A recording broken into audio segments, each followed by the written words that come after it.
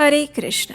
आप सबका स्वागत है हमारी अधिक मास विशेष रामायण कथा श्रृंखला के अंदर। इस समय प्रातः काल में हम अधिक मास की कथाओं को सुनते हैं और संध्या काल में भगवान श्री रामचंद्र जी के सुंदर जीवन चरित्र का श्रवण कर रहे हैं, और वो भी श्रीमद् वाल्मीकि ऋषि द्वारा रचित रामायण से। तो आइए हमारी इसी कथा श्रृंखला को आगे बढ़ाते हैं और सुनते हैं आज की रामायण कथा। आइए आज की कथा आरंभ करते हैं। पुत्रांश्चिरगतान् ज्ञात्वा सगरो रघुनंदन नप्तारम् अब्रवीत् राजा दीप्यमानं स्वतेजसा। हे रघुनंदन, पुत्रों को गए हुए बहुत दिन हो गए। ऐसा जानकर राजा सगर ने अपने पौत्र अंशुमान से, जो अपने तेज से दैदीप्यमान हो रहा था, इस प्रकार कहा। हे वत्स, तुम शूरवीर, विद्वान और अपने पूर्वजों के तुल्य तेजस्वी हो।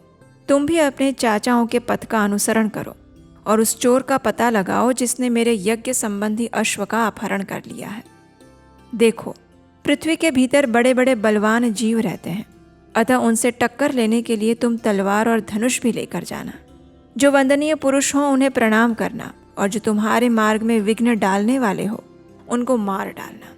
ऐसा करते हुए सफल मनोरथ होकर वापस लौटना और मेरे इस यज्ञ को पूर्ण करवाओ।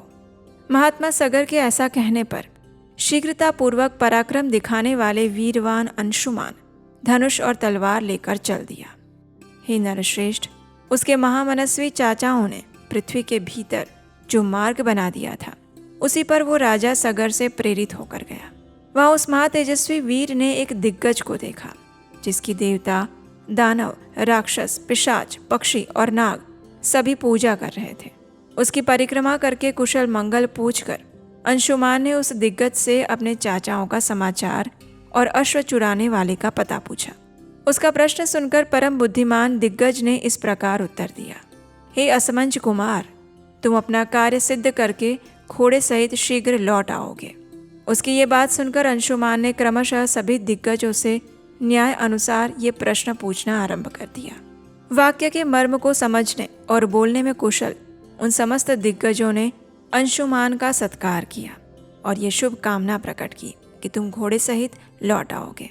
उनका ये आशीर्वाद सुनकर अंशुमान शीघ्रतापूर्वक पैर बढ़ाता हुआ उस स्थान पर जा पहुंचा जहां उसके चाचा सगर पुत्र राख के ढेर हुए पड़े थे। उनके वध को इस प्रकार देखकर अंशुमान को बड़ा दुख हुआ।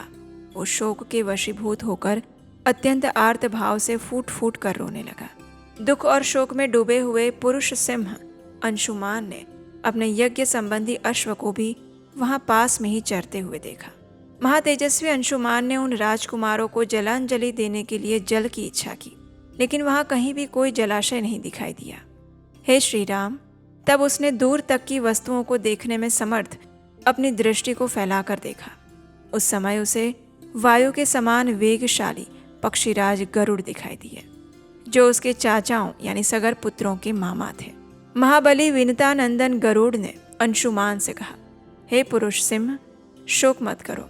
इन राजकुमारों का वध संपूर्ण जगत के मंगल के लिए हुआ है। अनंत प्रभावशाली महात्मा कपिल ने इन महाबली राजकुमारों को दग्ध किया है। इनके लिए तुम्हें लौकिक जल की अंजलि देना उचित नहीं है। हे नरश्रेष्ठ, हे महाबाहो, हिमवान की जो ज्येष्ठ पुत्री गंगा जी हैं, उन्हीं के जल से अपने इन चाचाओं का तर्पण करो। जिस समय लोकपावनी गंगा राख के ढेर होकर गिरे हुए इन 60,000 राजकुमारों को अपने जल से आप्लावित करेंगी, उसी समय उन सबको स्वर्ग लोक में पहुंचा देगी। लोक कमनीया गंगा के जल से भीगी हुई ये भस्म राशि इन सबको स्वर्ग लोक में भेज देगी। हे महाभाग, पुरुष प्रवर, वीर, अब तुम घोड़ा लेकर जाओ और अपने पितामह का यज्ञ पूर्ण करो। गरुड़ की ये बात सुनकर अत्यंत पराक्रमी महातपस्वी अंशुमान घोड़ा लेकर तुरंत लौट आया। रघुनंदन, यज्ञ में दीक्षित हुए राजा के पास आकर उसने सारा समाचार निवेदन किया और गरुड़ की बताई हुई बात भी कह सुनाई। अंशुमान के मुख से ये भयंकर समाचार सुनकर राजा सगर ने कल्पोक्त नियमों के अनुसार अपना यज्ञ विधिवत पूर्ण किया। यज्ञ समाप्त करके पृथ्वीपति महाराज सगर अपनी राजधानी लौट आए। वहां आने पर उन्होंने गंगा जी को ले आने के विषय में बहुत विचार किया। किंतु वे किसी निश्चय पर नहीं पहुंच सके। दीर्घकाल तक विचार करने पर भी उन्हें कोई निश्चित उपाय नहीं सूझा और 30,000 वर्षों तक राज्य करके वे स्वर्गलोक में वापस चले गए। सगर की मृत्यु हो जाने पर प्रजाजनों ने परम धर्मात्मा अंशुमान को राजा बनाने की रुचि प्रकट की।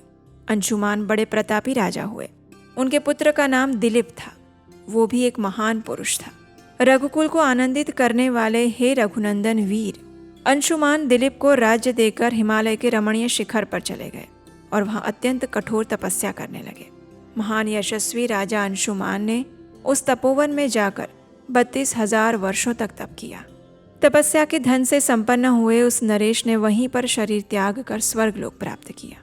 अपने पितामहों के वध का वृतांत सुनकर महातेजस्वी दिलीप ने भी बहुत दुखी रहते थे। अपनी बुद्धि से बहुत सोच विचार करने के बाद भी वे किसी निश्चय पर नहीं पहुंच सके। वे सदा इसी चिंता में डूबे रहते थे कि किस प्रकार पृथ्वी पर गंगा जी का उतरना संभव हो पाएगा, कैसे गंगाजल द्वारा उन्हें जलांजलि दी जाएगी और किस प्रकार मैं अपने उन पितरों का उद्धार कर सकूंगा। प्रतिदिन इन्हीं सब चिंताओं में पड़े हुए राजा दिलीप को, जो अपने धर्म आचरण से विख्यात थे, भगीरथ नामक एक परम धर्मात्मा पुत्र प्राप्त हुआ। महातेजस्वी दिलीप ने बहुत से यज्ञों का अनुष्ठान और 30,000 वर्षों तक राज्य किया। उन पितरों के उद्धार के विषय में किसी निश्चय को ना पहुंचकर राजा दिलीप रोग से पीड़ित होकर मृत्यु को प्राप्त हो गए। पुत्र भगीरथ को राज्य पर अभिषिक्त करके नरश्रेष्ठ राजा दिलीप अपने किए हुए पुण्य कर्म के प्रभाव से इंद्रलोक में गए। हे रघुनंदन, धर्मात्मा राजर्षि महाराज भगीरथ की कोई संतान नहीं थी। वे संतान प्राप्ति की इच्छा रखते थे, तो भी प्रजा और राज्य की रक्षा का भार मंत्रियों पर रखकर गंगा जी को पृथ्वी पर उतारने के प्रयत्न में वे लग गए और फिर गोकर्ण तीर्थ में बड़ी भारी तपस्या करने लगे। वे अपनी दोनों भुजाएं ऊपर उठाकर पंच अग्नि का सेवन करते और इंद्रियों को वश में रखकर 1-1 महीने पर आहार ग्रहण करते। इस प्रकार घोर तपस्या में लगे हुए महात्मा राजा भगीरथ के 1000 वर्ष व्यतीत हो गए। इससे प्रजाओं के स्वामी भगवान ब्रह्मा जी उन पर बहुत प्रसन्न हुए। पितामह ब्रह्मा ने देवताओं के साथ वहां आकर तपस्या में लगे हुए महात्मा भगीरथ से कहा, हे महाराज भगीरथ, तुम्हारी इस उत्तम तपस्या से मैं प्रसन्न हूँ। श्रेष्ठ व्रत का पालन करने वाले हे नरेश्वर, तुम कोई वर मांगो।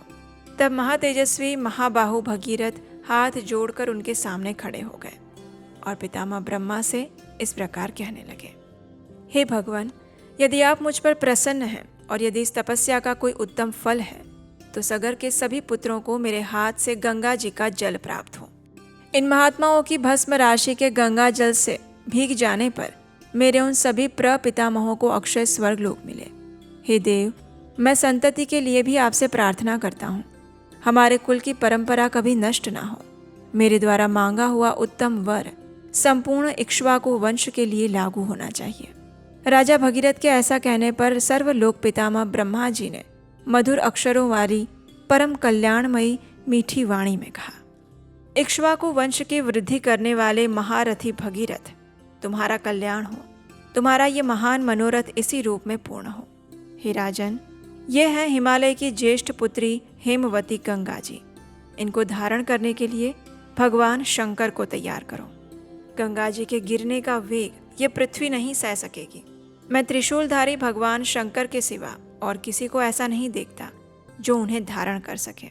राजा से ऐसा कहकर लोक सृष्टा ब्रह्मा जी ने भगवती गंगा से भी भगीरथ पर अनुग्रह करने के लिए कहा और इसके बाद वे संपूर्ण देवताओं और मरुदगणों के साथ स्वर्गलोक में चले गए। उसके बाद गंगा जी का अवतरण किस प्रकार इस भूमि पर हुआ, उसकी कथा हम सुनेंगे हमारी इसी अधिक मास कथा श्रृंखला की अगली कड़ी में। तब तक के लिए अगर आपको इस अधिक मास के अंदर ये कथाएं सुनना अच्छा लग रहा है तो इस वीडियो को लाइक करके सबके साथ शेयर अवश्य कीजिएगा और इस चैनल को सब्सक्राइब करके रख लीजिए।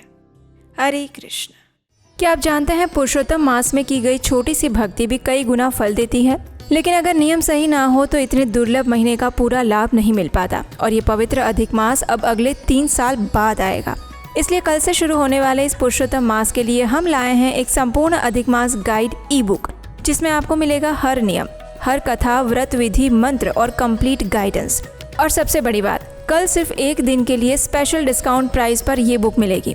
अभी तुरंत अपनी ई बुक प्राप्त करें, लिंक नीचे डिस्क्रिप्शन बॉक्स में मिल जाएगा।